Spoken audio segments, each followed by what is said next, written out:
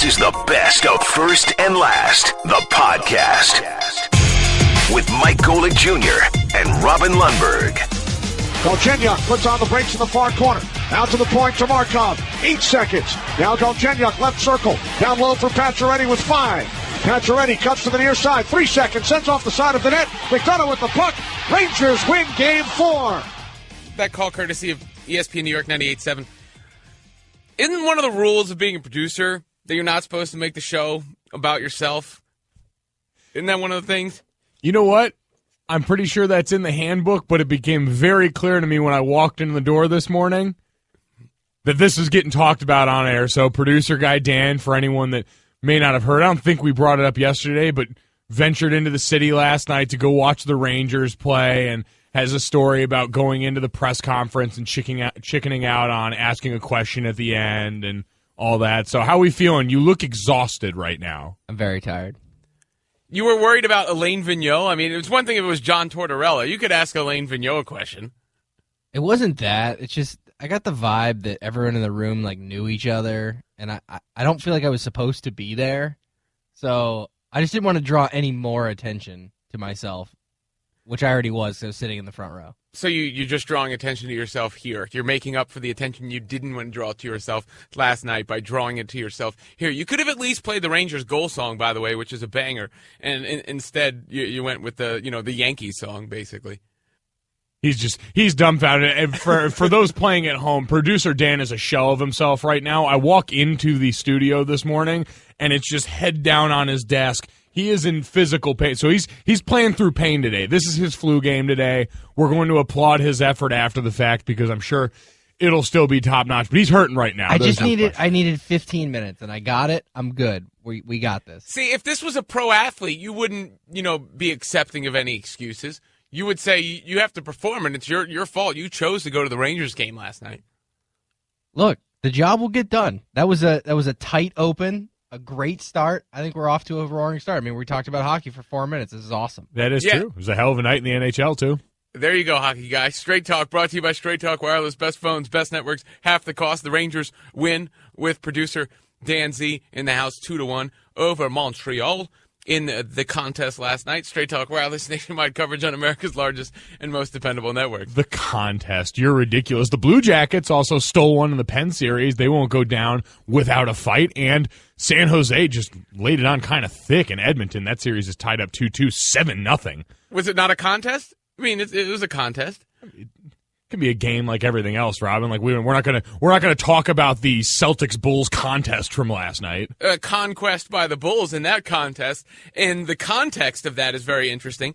As we are looking at a 1 and an 8 seed, I apologize, but it felt right at the time. The 1 seed of the Boston Celtics now down 0-2 against the Chicago Bulls, and really that game wasn't much of a contest last night. 111-97. Chicago dominating this series so far, Mike, and they're dominating in some ways that I guess we should have seen coming. Whenever you're doing these series analysis, right, a couple of things come into play, and one of them is the styles make fights or the matchups kind of deal. So for Boston, they're very vulnerable on the glass, and that's been one of their problems all season long. When you talk about specific matchups, for instance, Boston has played Golden State very well over the last several years. And if you're picking teams to maybe compete against Golden State, they may be one of your top 5 picks with their weaknesses included because they have the kind of personnel that can guard a team that spreads you out. But if you're talking about going up against a team that's rugged defensively and can hit you on the boards, that is going to undo Boston as we've seen. And with the Bulls, they've got rebounders who are their guards. Wade rebounds, Rondo rebounds, Butler obviously rebounds. And then Robin Lopez has been a force in this series. And Robin Lopez never puts up gaudy individual rebounding statistics. But if you look at things like rebounding rate, when he is on the floor, his team always rebounds better, because he does things to help other guys secure the ball, like, boxing out and stuff. Yeah. What a novel concept. But yeah, they got contributions across the board last night. We saw Michael Carter-Williams even make an appearance, starting to tap into some of that young depth on that team. But you had two things really come to a head that most of social media seemed enamored with, which was the emergence of primetime Rondo or national TV Rondo and the TNT Bulls all coming into one and making the secret sauce that was a team that just looked flat out better than the 1 seed. These aren't fluky wins. These aren't things happening on accident. Like you said, whether it's the matchup, whatever you want to call it, at this point in time, we talked about peaking at the right time yesterday. The Bulls appear to be hitting their stride just in time and look like every bit of the better basketball team. Well, part of it is the matchup, and Boston and Chicago, it's a bad one for the Celtics. And the other part is the Celtics are a victim in a sense of their own success because they're not quite as good as their record may look to be. I mean, they are, I always have a joke with the Celtics, they're their best player away, right? They still need their best player. And we always talk about how important the best player is in the NBA. They really only have one guy who can go out and get a shot, and that's Isaiah Thomas, who has to, deal with overcoming not only the terrible tragedy in his family, but just, game in, game out, season in, season out, not being the biggest guy, there is. So even when he's on the court, defensively, you have some issues there. They're missing that guy, I've mentioned Jimmy Butler and Paul George because they were in the trade rumors, that kind of guy on their roster. Well, and you saw it very apparent last night in certain stretches, especially towards the end of that game, where his size came a lot into play. We saw him getting towards the basket and just getting everything sent back at that point. And Jimmy Butler on the other end continued to make freakishly athletic plays, continued to do things that made it even more pronounced when all of a sudden you start watching and you realize the Celtics' best just really isn't going to be better than a whole lot of people's, especially in the matchup here, and especially when you're getting production from the three-point line like you got from Dwayne Wade, 3 for 4 on last night after last season going that stretch of what felt like 6 months where he couldn't buy one, where you had Rajon Rondo looking like he's back in those days where he looked like he was big 3+ with that Boston Celtics championship team. Yeah, and it's probably over, right? I mean, I would say it's probably over at this point. I saw a stat right before the show. Brad Stevens, this speaks to what I was just saying about the Celtics, now 2-10 in the postseason. That's the worst record by any coach in playoff history with a minimum of 10 games. Now, 10 games is still a small sample size. He's 2-10 overall. But that speaks to, I think, exactly what it is with the Celtics, where they play together. They have some nice complementary pieces, guys like Jay Crowder, guys like Avery Bradley. But when it gets to money time, they don't have those front of the roster guys. And when they're playing the good teams, they're just not quite good enough, especially when the team that they're facing does things well that are their particular weaknesses. You know who has as many playoff wins as Brad Stevens? Fred Hoiberg. Ooh, sick burn, bro. Nailed it. Leads to an interesting question, though, doesn't it? Because the NBA is the sport where people bemoan the lack of upsets. It's chalk reigns, go forward all the time. You can pencil in who's going to go forward. And this is a 1 and an 8. An 8 is going to beat the 1, almost certainly, I would say, at this point. Yet it doesn't feel like an upset. It's kind of a head-scratcher. It's kind of a head-scratcher, I think, because we see the product on the court. It's not one of those where you understand it's a scrappy underdog going out there and finding a way to steal it night after night. But at the same time, this is only the 6th time that an 8 seed will beat a 1 seed if we take this out to the eventuality here. And I understand the point you've made, and as we talked about this, we don't think either of these teams was going to factor into the championship conversation for the season, but at the same time, we get excited for 10-7 matchups and upsets all the time in the NCAA tournament. We love those first-day upsets, even though they usually don't lead to anything of substance later on. Why can't we get excited here?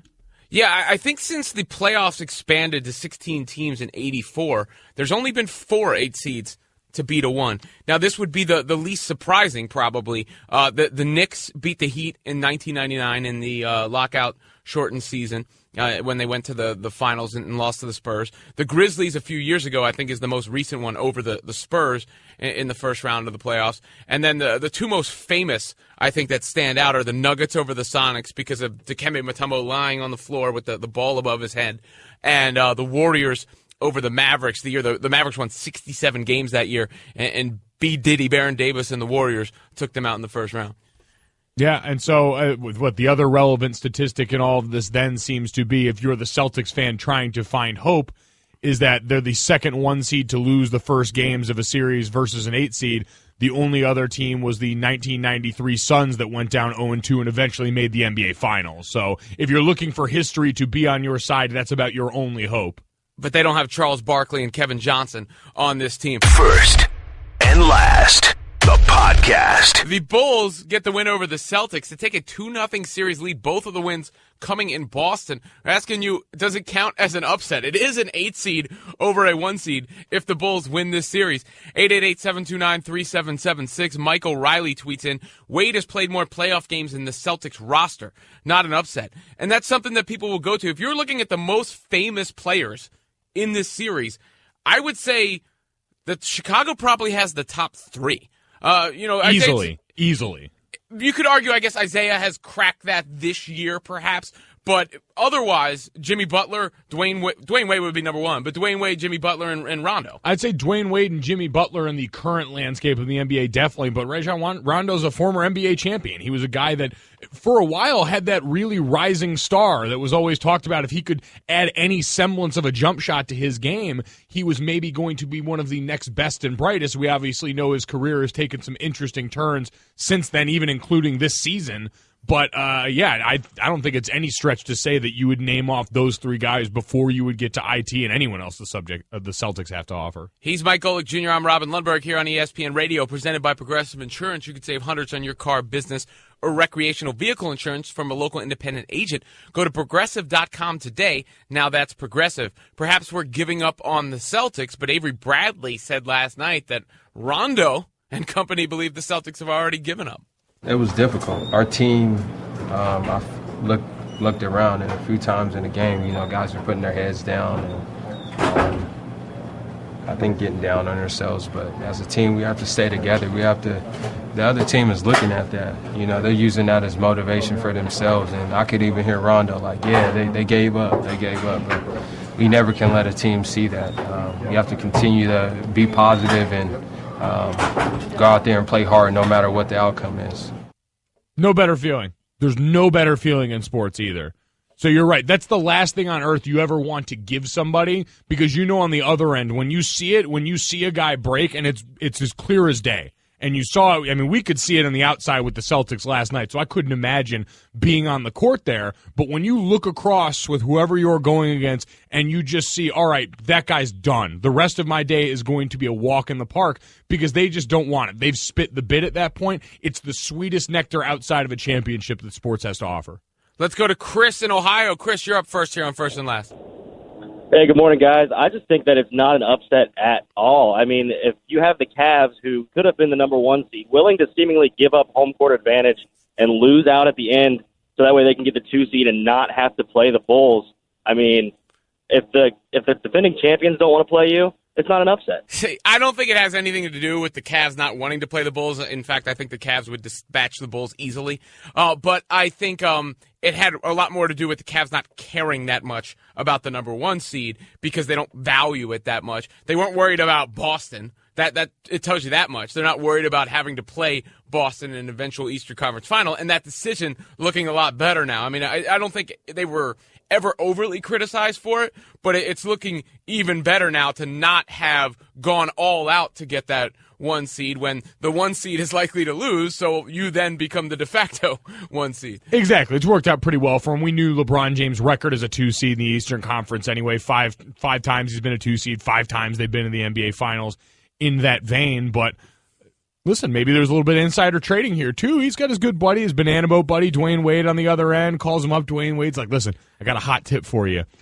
It's been a rough year, but things are on the up right now. We're hitting our stride. I'm feeling really good about this group, and my jumper's back. So you're going to want to, I'm not saying lose, but I'm saying maybe just don't win, and we'll see you later on. Here's the problem with that. Did they also get on the phone with Sean Marks of the Brooklyn Nets? Remember, the end of the season, we did have it came down to the last game, whether it was going to be Miami or Chicago or perhaps Indiana falling out of that mix in that game. So the much ballyhooed decision to sit Brooke Lopez and Jeremy Lin and all that played into it too. Listen, I'm sure they've got connections all over the place. It's a very tangled web, and these guys are the power players. These are the guys pulling the strings in the NBA, Rob, and I ask you to just stay a little bit woke. I know it's early. Well, the Banana Boat crew, man, I don't know, how they're going to work out vacations going forward. They're in a little bit of troubles. Man, did you see the memes going around last night? The picture of LeBron and his wife sitting there in the room.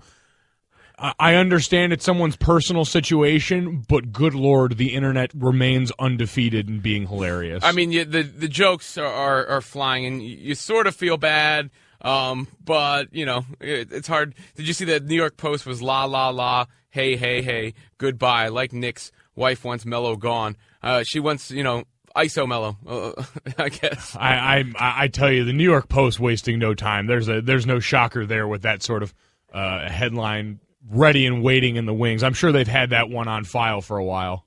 Let's go to Mark in State College, Pennsylvania. Mark, you're up next on the show. Go ahead. Gentlemen, Mike Robin, good to hear from you. First time, long time. Two things for you. Number one, this is an absolute upset. You have the best team in the East just getting absolutely worked by an 8 seed. All right? Number two, does Boston finally pull the trigger and break this team down and bring in somebody who can put them over the top? Just wanted to hear your reactions. Thank you, gentlemen. Well, Boston's still in a strong position going forward because they do have that Nets draft pick, which was a hot commodity. The question, I think, looking backwards is, did they have a chance? And I don't know, but did they actually have a chance to nab Jimmy Butler or Paul George in a trade? Because that's the exact kind of player they need, and it might have been enough to, quite frankly, put them over the top this year, considering Cleveland's struggles. Yeah, did they wait too long to sell off what they had? Because now Paul George, most people talk about that as a certainty that he's going to end up either in Los Angeles or, depending on the media voting, staying in Indiana and taking in some of that $70 million he's eligible to get if he is an All NBA teamer. So that's one of the questions. But either way, they do have, some good young players on that team, and they do have that draft pick. And despite his playoff record, they do have a really good young coach as well. First and last. The Raptors and the Clippers, they even both of those series, and we're brought to you by Upside. Now save big on travel and get a big gift card every trip you buy. You'll love Upside.com, Upside.com. Let's handle these in order of appearance. One was Toronto over Milwaukee, the first game. Milwaukee has been game in this series, obviously winning game one, and they were in last night's game. Mike, I think the Raptors have the best overall rotation in the Eastern Conference, obviously not the best players, which is the difference between them and Cleveland in my mind. But they dropped game one, and last night's game was a close one. But nevertheless, the struggles of DeRozan and Lowry in the postseason did not carry over last night as both of those guys got going, and that was probably the difference. Yeah, and Kyle Lowry stepping up in the big moment there at the end, sinking the shot that put them up two possessions and ultimately sealed the game. But you're right, for most of that game, it continued to be what's been a big coming out party so far for Giannis Antetokounmpo and what he's been able to do. The amount of stop and sort of stand up and stare in awe plays that guy continues to make as a young player who almost at times reminds you of like a baby giraffe, a guy who's so good and so talented and has all these physical traits and is maybe still learning like even how to translate it all into being this top-level basketball player. I mean, for a guy that led his, was the sixth guy ever or whatever to lead his team in all those 5 categories that we've talked about, you can still see so much room for him to get better that it's a terrifying thought. Now, I agree with everything you said. I just a little curious. Giraffe. Why giraffe? Because he's got the long limbs, and the baby giraffes are born. They're born huge. They have to fall such a big distance, so they give him the long legs to account for the fall. But he's got all those long appendages, and he's tall and moves well. But like Okay, the appearance. visual. Because I was going to say, like, I don't think of like the full-grown, mature giraffe as something to really be reckoned with. It's just sort of like an animal that walks around. Google giraffe fights and then get back to me, all right? Giraffes are not to be trifled with.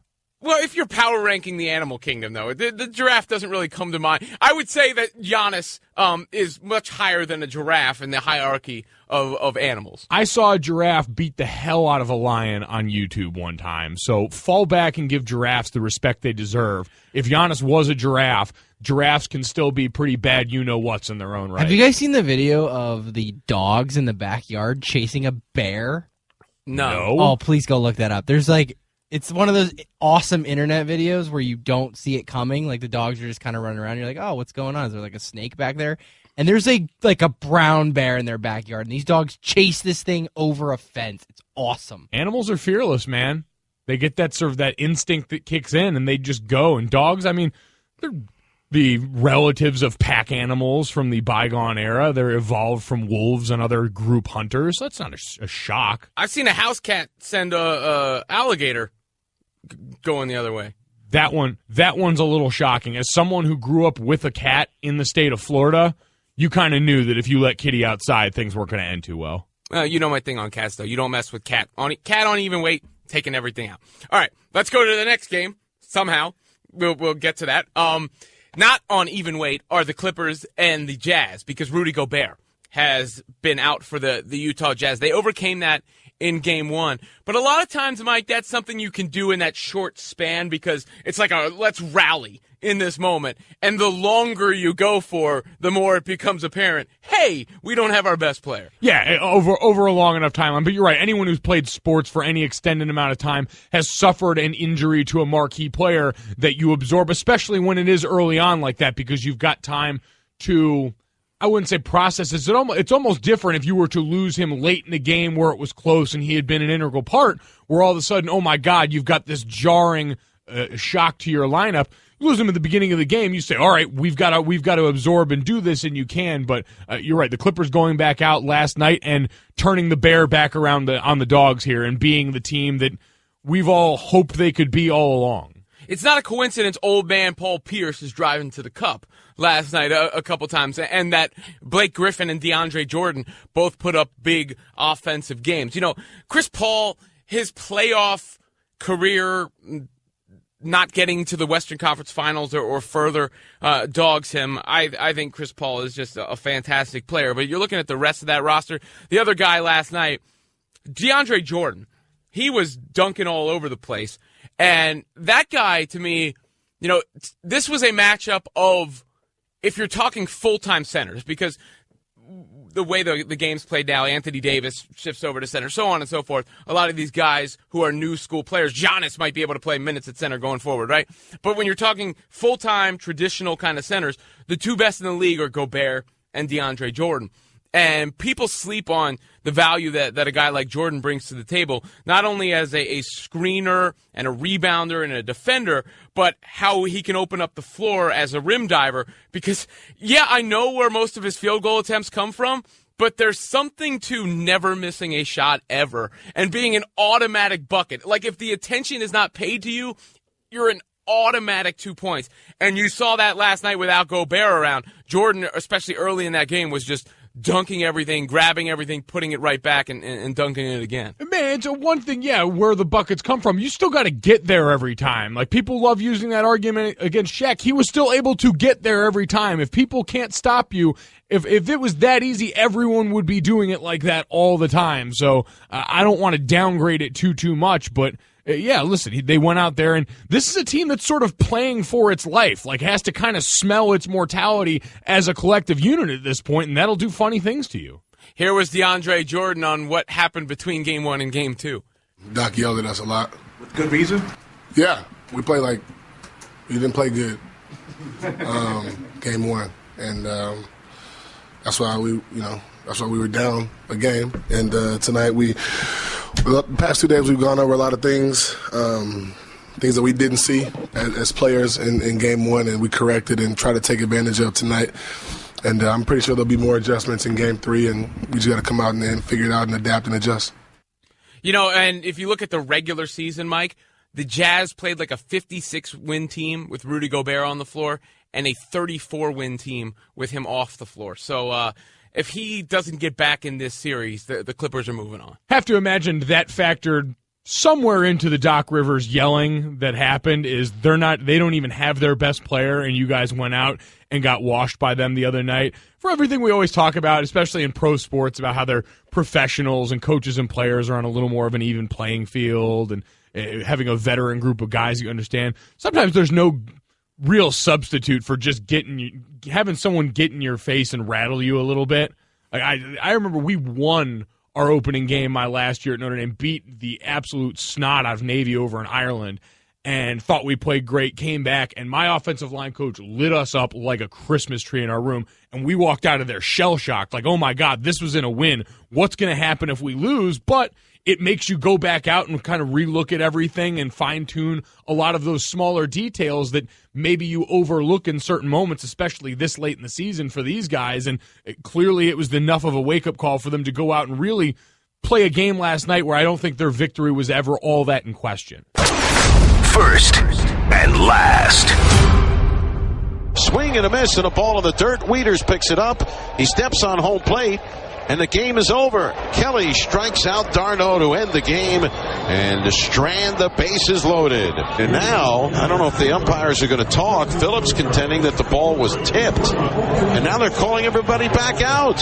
Phillips was the only one contesting it. The Braves had already left the field. And he missed that by 1.5 feet. I mean, I just saw a replay. He missed it by 1.5 feet. It was not even close. That's a horrible job by the umpires.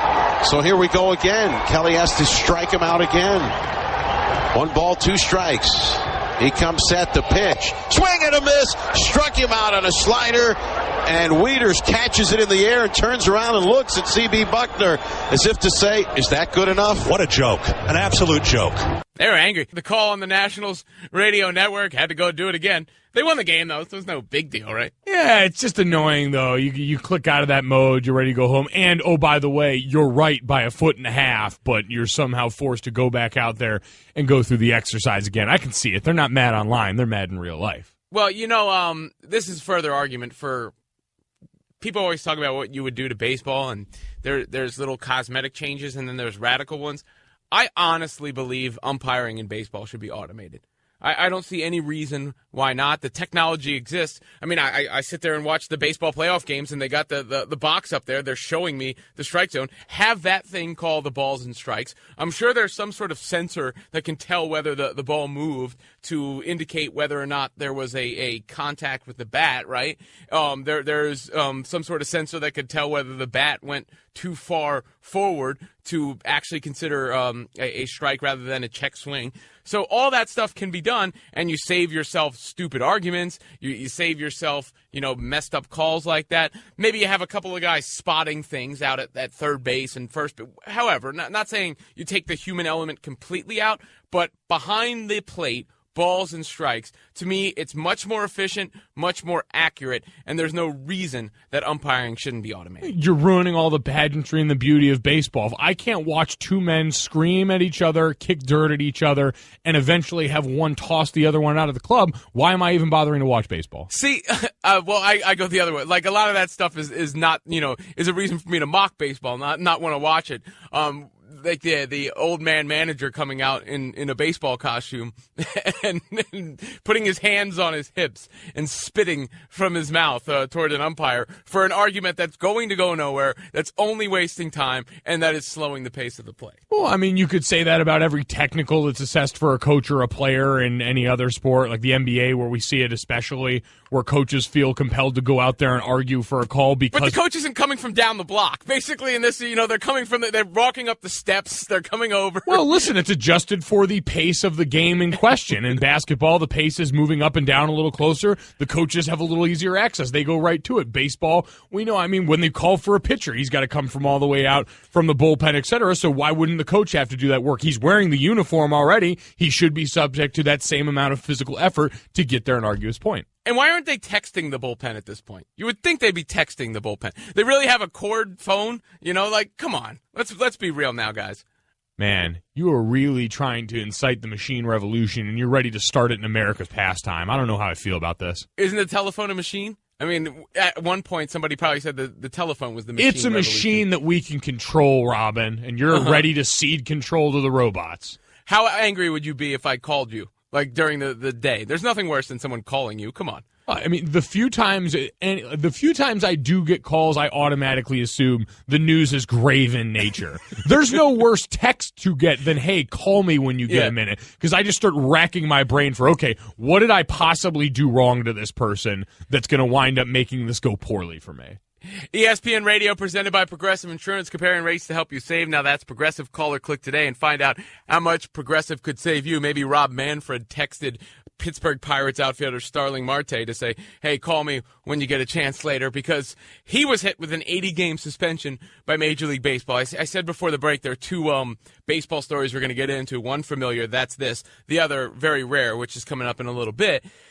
The PED thing in baseball is interesting because it's almost like nobody cares anymore. It's no longer this huge, overarching problem that's destroying the sport as it was treated before. And it is less frequent. I mean, I guess they have done a better job. It just does feel like whenever there's one of these big-time suspensions, it's kind of a passing mention. I don't know. I think it's more of a product of who rather than what.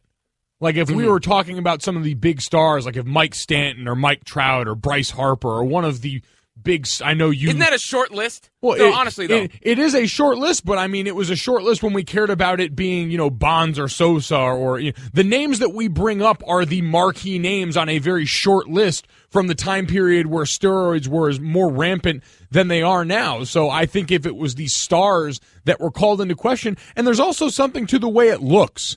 I mean, at this point, we don't have guys that are basically like the Incredible Hulk out there, but even if they do, most of their counterparts, just because of the way exercise science and nutrition and everything else have caught up in the world of sports, you've got guys that are built like that a little more often. And let's just be real, most of the science behind steroids and performance-enhancing drugs is always going to far outpace what they can do testing-wise. Yeah, I think I agree, though, in the sense now that you've articulated it, because, yes, the cheating seems to outpace the testing.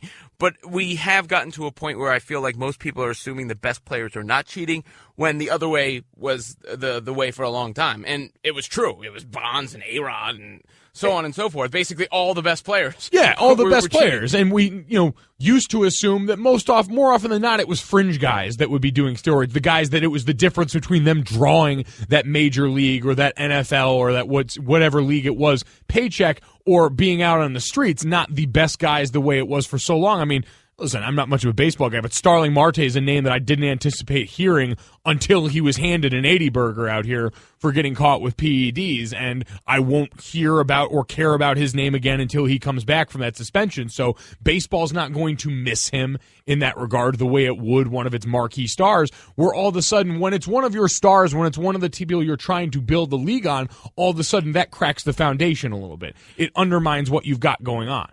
He tested positive for nandrolone, by the way. It was one of these situations where afterwards he apologized, but seems to indicate that he did not know. He says neglect and lack of knowledge have led me to this mistake, which is the familiar refrain nowadays. Yeah, the stock answer for anyone that's caught in this is, I was taking a substance that was perfectly legal, but I had no idea that this was one of the ingredients in it, which every single time you get people that stand up, whether it's the sports nutrition person, whoever you've got in charge of it in your given organization or team, the first thing they'll tell you is that ignorance is not an excuse, and yet that's the first excuse that people run to. You know what, though? Also talking about this as we are discussing it, I'm thinking a little bit more. I'm not even so sure it was the star players as much as the records.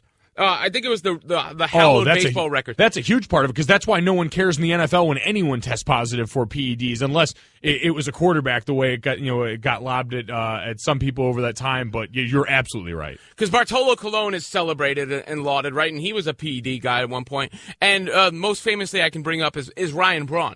Ryan Braun It was one of the most egregious examples I can possibly think of. He totally threw somebody under the bus. He said, "May lightning strike me dead if I cheated." And then it was found out later he cheated, and he was a great player, MVP kind of candidate, but he was never near threatening any of those records, and nobody cares. Nobody cares that happened, and basically everyone forgets that happened. Well, yeah, baseball, almost more so than any other sport, is driven by the numbers, the records, the history of those things. That's why you'll get people that won't recognize Barry Bonds as the home run king and won't do all these things because it's treated as sacred ground. I mean, that's why you have people in the stands scoring the game themselves. That's the wired mentality of this fan base. You know, whenever I see that, I kind of laugh, especially with modern technology. Like, apologies to anyone who sat there and scored the game with their dad or something, and that's like the way you know, take yourself back to that part of your life or remember him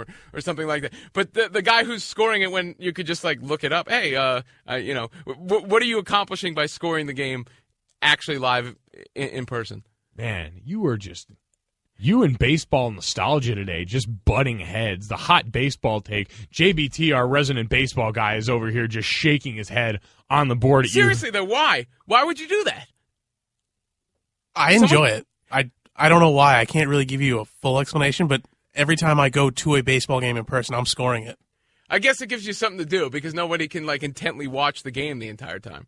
That's physically impossible. Yeah, and between beer and hot dogs, there's got to be some other outlet. First and last, the podcast. Apparently, they gave out 1,908 rings and pins to everyone from high-level executives to the scoreboard operator, which is too tidy, right? That's just a little bit too tidy. Like, who's the 1,909th guy who didn't get it? You know, like, scoreboard operator Gary got one, but scoreboard operator Jerome didn't. I think of, like, the movies whenever you see the credits and you see, like, key grip number 2. Like, what, did key grip number 3 lose out on this ring or pin all of a sudden? Just get left on the outside looking in? That poor guy. Come on, guys, you gave it to this dude. I mean, you gave it to he's only here once a week. Well, sorry, 1908. You're 1909. Yeah. You can't mess it up. It was one of those things as I was going down and reading through the .com article, I get through and I loudly proclaimed to you guys, I was like, they gave out 1,908, and then I stopped and audibly went, oh. Which is a lot to give out. And as a result, they are trying to, I guess, ensure themselves that none of this merchandise that they gave out, or whatever you call it, I guess it's not necessarily merchandise, but none of these rings get sold off and are used for profit because they are keepsakes and valuable recollections of the World Series that the Cubs just won. And therefore, the Cubs are asking non-players to sign an agreement giving the team the right to buy back the ring for $1. Now, the one defense I'll give of them for this is they are apparently paying the taxes on these rings for low-level employees who, you know, the tax would be a burden on them. But that's about the only defense I can muster up because, sorry, once you give me that, it is now my property, right? And therefore, it is mine to do with as I please. It is, and so the Cubs also said if the Cubs do elect not to purchase the ring, then you can transfer it according to the terms you provide, but I'd imagine that's a pretty big if. But you're right, on the surface, it sort of seems ridiculous that, oh, we paid these taxes one time for you, so you should be limited in what you want to do going forward, when if any of these players, and it says that, you know, there's tiers of rings as far as the value of these, but according to sports ring dealer Tim Robbins, if a mid-level player were to first sell his 2016 ring, it could go for at least $80,000. So if you're telling me one of these players wanted to sell the ring down the line, they'd be able to, but someone making $30,000 or $40,000 a year working in that stadium would be prohibited, seems insane. Yeah, and you know what you're not paying taxes on? Something you don't have anymore, right? So, that's a year's salary, right? Let's just put it in that way. Let's just say it's a year's salary for somebody here who could put a down payment down on a house that they couldn't afford, could get themselves out of debt that they were unable to do before. Like, that's a huge life-changing thing, because what are you really doing? You know, I get some people are super fans, and I understand, so they'll be like, oh, how could you possibly ever get rid of it? But you're not a player on the team. You didn't do anything to win this ring. Why would this ring mean that much to you when that money would probably mean a lot more? And I think, listen, shoe on the other foot with that one, I do think especially for people in that area. If you're working in the Cubs organization, I have to imagine that for a lot of people, especially if they're from around there, this did mean something to them still. And so their first thought wouldn't be to sell the ring. But like anything else, life comes at you fast at certain times, and you can't account for those things. And all of a sudden, when you're not in control of something that is supposedly your personal property now, is a gift, and that's taken away from you. Now, we're hearing about this because it's the Cubs and because it's a big deal. So I'd imagine it doesn't happen all that often, but I'd be interested if this is something that's more of a common practice than we're giving it credit for. Because if it's not, this seems like bad PR in one sense. I mean, you've got the GM Jed York coming out and saying, "Well, I signed that thing willingly." I bet you did, Jed. I bet you did. I'm not money guy. Like, I'm not value money over other things. There are so many things in life more important than money, and money is not the number one goal I have. Even professionally, it's not. I wouldn't say it's the number one goal. Of course, everybody wants to be paid their fair market value, but I'm not that guy. Like, I'm not that guy always in pursuit of the constant buck or the next way to cash in. At the same time, these are people that in a different walk of life, again, as you mentioned, and they aren't intimately necessarily attached to the specific team. And the reason I think, Mike, that this is signed for them is these Cubs rings theoretically would be rarer, right? Even if there are more of them, so I guess more valuable is a better way to put it. Even if there are more of them, and there's a piece in the article that says that the family was very generous in how many that they gave out, but it's a Cubs World Series ring. It's not, the Rays, World Series ring or Diamondbacks World Series ring or something like that. So it resonates more and it has a lot more value. So I guess that's the reason we're hearing about it, even if it's a more common practice, and I bet you it's not quite as much a common practice. I'm still blown away that this is differentiated the way it is, that non-players are the only ones subject to this. Because if you're operating off that, there'd be nothing that would, I would say, diminish the value more than the ring of a player hitting the open market, especially if they're tiered the way they supposedly are. Why would one of those guys, especially if you're the Cubs, why wouldn't that be the ring you'd want to buy back?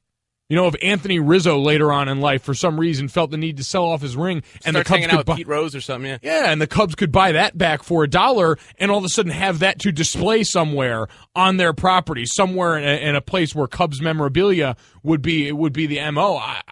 That seems like a really strange line to draw in the sand and an unfair one. I get the sentiment, but it really just comes down to once it's yours, it's yours, right? And therefore, if you want to have it as a keepsake and put it on a necklace, that's what you can do with it. And if you want to take it to the pawn shop and sell it, that's what you could do with it. If you want to give it to Eli Manning and then have him swap it out with one that could pass as a Cubs World Series ring and sell it to a memorabilia dealer, you can do that too. Let's go to Trucker Rob. You're up next here on First and Last. Go ahead, Trucker Rob. Yeah, how you doing, fellas? How you doing, Mike? How you doing, Robin? Love good, the show. man. Thanks. Yeah, I'm just making two comments. I'm keeping it in Chicago. I can't believe that Chicago Bulls even made it to the playoffs. Was on vacation, and they're in the playoffs, and they're beating the Celtics, which I do not like. I wish the Knicks were there, but they're not. As far as my second comment, I was thinking, as far as the Cubs, what do you guys think about Indian giver control freak as far as the ring situation? I just want to know your guys' opinion about that. Yeah, I think we've both stated that we think it's sort of ridiculous. Now, I understand that they're paying taxes on the rings. I can't imagine there'd be anything within that logistically that would prevent someone from selling it after the fact if you're doing it as a courtesy to the people working underneath you. It shouldn't be something that binds you for any reason the other way. I'm not intimately familiar with tax law, even though it is tax season right now. Shout out to my return and everything like that. But I don't think that should be something that binds it the other way, the way the Cubs are trying to put in writing now. It's tax season. It's also spring, Mike. Ooh. And nothing makes a spring birthday more magical than 1-800-Flowers.com. Right now, when you order a dozen multicolored roses for only $29.99, you'll get another dozen plus a vase absolutely free. Go to 1-800-Flowers.com/ESPN. We should start, rating the segues or the transitions into billboards and the like. Producer Dan Z, who's tired this morning from going to the Rangers game last night, we should start, on a 1 to 10 scale doing that. I was going to say, at this point, Dan Z would start rating them in like hieroglyphs or letters, something like that. Nothing really makes sense to him in the world right now. I thought I give you guys billboards and stuff planned out perfectly. I gave you a perfect transition. You're welcome. So you're giving yourself credit. Absolutely. You know what? It's only right, considering we started off the show talking about producer guy Dan, that he would find some way to work himself back as the central focus. Thank you for listening to the First and Last podcast. You can listen and subscribe to all ESPN podcasts in the Listen tab of the ESPN app. First and Last.